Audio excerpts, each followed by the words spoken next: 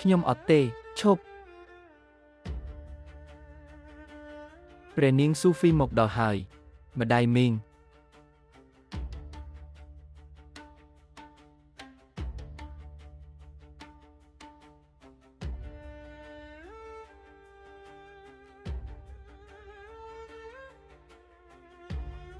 ទូបង្គំមកយឺតហើយសូមព្រះអង្គគុំប្រកាន់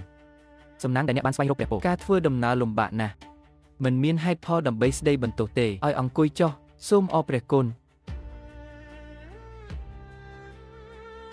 ខ្ញុំបានឮអំពីរឿងជាងសៃរ៉េនហើយមិនដឹងថាហេតុអ្វីព្រះនាងគ្រប់គ្រងមិនឲ្យនាងបកស្រាយសំបីមួយបារម្ភព្រះអង្គស្ដាប់ពីគ្រប់ភាគីទើបយល់ច្បាស់សូមឲ្យជើងហាត់ស្ដាប់ម្ដងទៀតបានទេដូច្នេះខ្ញុំនឹងឲ្យឱកាសឲ្យអ្នកនេះ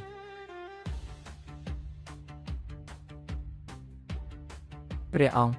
ខ្ញុំចូលវាំងមុននេះមិនបានស៊ើបអង្កេតព្រះនាងគ្រប់គ្រងឡើយតែបានឮថានាងគ្រប់គ្រងវាំងខាងក្នុងធ្វើការដាក់ទោសសំស្របហេតុអ្វីនឹងដាក់ទោសដោយសារតែមើលទៅដូចជាបង្អាប់ព្រះនាងគ្រប់គ្រង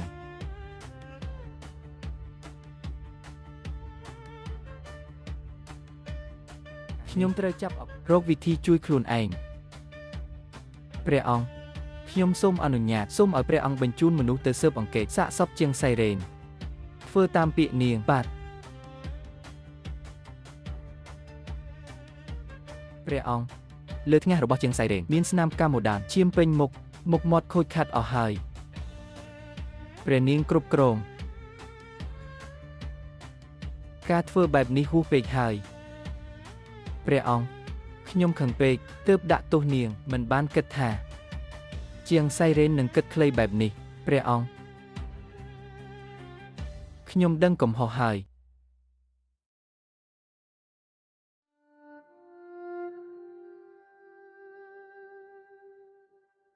ក្រោយនេះកុំធ្វើតាមចិត្តខ្លួនបាទចាស់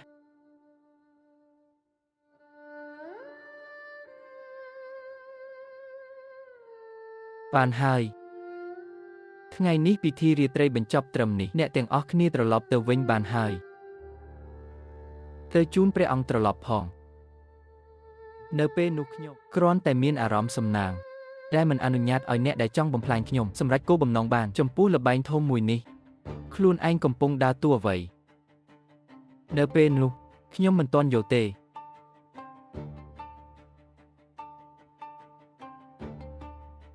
អ្វីទាំងអស់នៅក្នុងហាក់ដូចនៅមុខខ្ញុំទៀត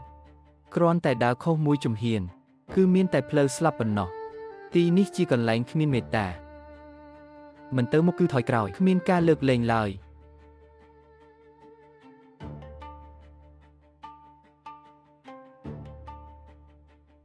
ទៅ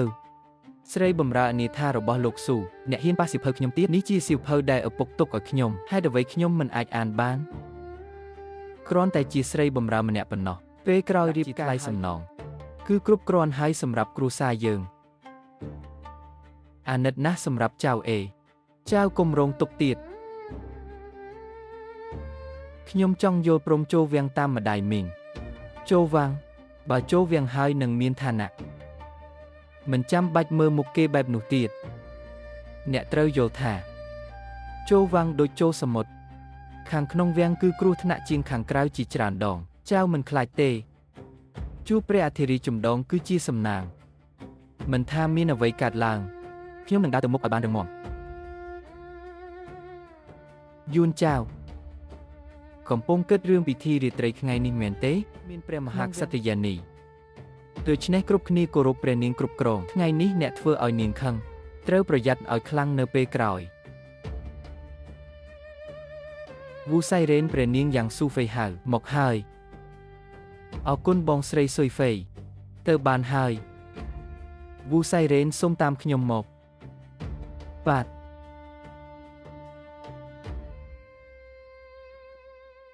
ជាព្រះរាជឲ្យហើយស៊ុយហ៊ុយទៅបម្រើព្រះអង្គយប់នេះ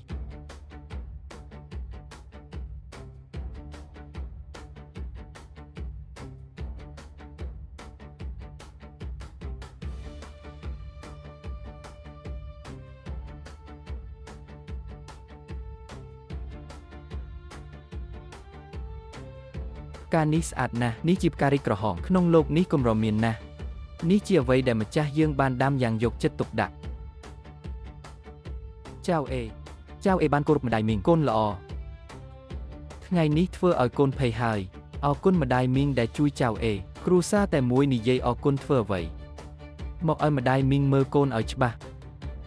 កូនចៅអេរបស់ខ្ញុំស្អាតណាស់មែងជាងអ្នកថ្មីចូលវាំងរបស់ទាំងនេះប្រហែលអាចប្រើបានចៅអេអរគុណម្ដាយមីងនឹងរៀបចំឲ្យអ្នកនៅចិត្តព្រះអង្គអធិរាជធ្វើជាស្រីបម្រើចិត្តស្និទ្ធដូច្នេះអ្នកនឹងមានសំណាងបន្ថែមងាយស្រួលដើរចេញចូលក្នុងវាំងភាពគ្រោះថ្នាក់ក្នុងវាំងថ្ងៃនេះអ្នកបានឃើញហើយម្ដាយមីងនឹងជួយអ្នកឲ្យឈរជើងរឹងមាំនៅទីនេះមកអង្គុយទីនេះអ្នកទៅមកថ្មីមិនទាន់យល់ពីស្ថានភាពក្នុងវាំងមានអ្វីចង់ដឹងទេអ្វីដែលព្រះអង្គការធិរាជគិតដល់ខ្លាំងបំផុតគឺព្រះមហេសីចាស់ដែលបានសោយទីវង្គតគ្មាននរណាអាចប្រៀបបានទេហើយព្រះនាងវ័យគ្រប់គ្រងវិញនាងទទួលការពេញចិត្តខ្លាំងមានឋានៈខ្ពស់បន្ថែមប៉ុន្មានឆ្នាំនេះក្នុងវាំងនាងមានសត្រូវច្រើនដូច្នេះភាគច្រើននារីក្នុងវាំងកាន់តែជិតស្និទ្ធជាមួយម្ដាយមីងឈៀនសៀនហ្វៃក៏ជាមនុស្សរបស់ម្ដាយមីងដែរមិនចម្លែកទេក្នុងពិធីរាត្រីថ្ងៃនេះនាងបង្វែរប្រធានបទទៅជាងសៃរ៉េនថ្ងៃនេះអ្នកនោះបានទៅជុំនឹងជួយអ្នកយកយុទ្ធធរវិញ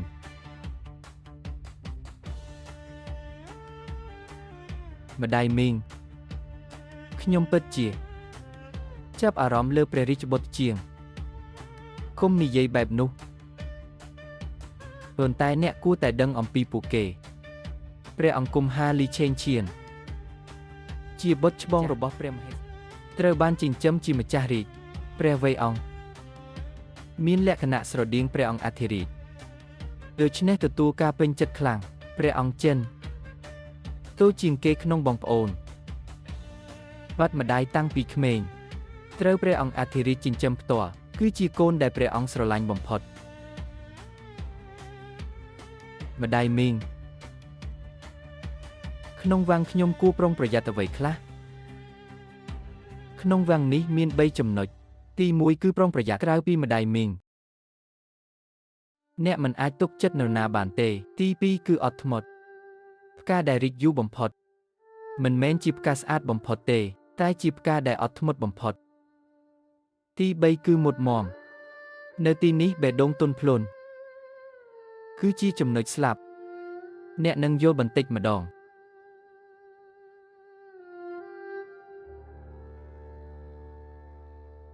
នេះជាច្បាប់ស្ត្រីដែលព្រះមហេសីចាស់បានសរសេរព្រះអង្គការធិរាជយកចិត្តទុកដាក់ខ្លាំងបើអ្នកចូលវាំងហើយត្រូវរៀនវាឲ្យច្បាស់អរគុណម្ដាយមីងខ្ញុំនឹងត្រឡប់ទៅអានឲ្យល្អថ្ងៃនេះអ្នកក៏ហត់ហើយទៅសម្រាកឲ្យលឿននាំនាងត្រឡប់ទៅផ្ទាល់បាទការយកចិត្តទុកដាក់របស់ម្ដាយមីងធ្វើឲ្យអ្នកបាត់ស្រមល់អវិជ្ជមានថ្ងៃនេះវាំងធំរបស់ព្រះធំទូលាយនិងអស្ចារ្យអ្នកក៏កំពុងឆ្ងល់ថាអ្នកនឹងសរសេររឿងយ៉ាងដូចម្ដេចនៅទីនេះ